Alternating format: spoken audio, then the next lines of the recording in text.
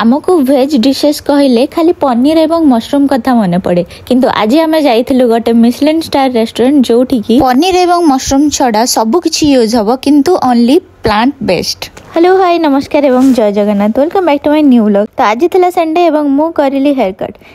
cut कर सारी कि आमे जाइथिलु डिनर करबा पई गोटे मिशेलिन स्टार रेस्टोरेंट अवतारा को एवं तांकर मेन्यू देखि कि मते स्कूल कथा मने पड़ी गला पाठ पढ़ा होजी एठी से टाइप रो आयुर्वेद रे थिबा 6टी रास उपरे तांकर डिश गुडा तयारी हेइछि मधुर तिक्त लुणी राग ए टाइप रो ए सब तक से माने प्लेट रे बढ़िया से सजाई कि आनी कि हमको देले गोटे गोटे मीनिंग बुझेले गोटे गोटे भितर कौन यूज करा बुझेले आ जेति भी आपण माने एठी फूल रखुछंती फूल एवं पत्र सब होची एडिबल सब किछि हमें खाई परिबा पूरा ताजा ताजा से माने बनै की गछरु तोड़ी के आनिछंती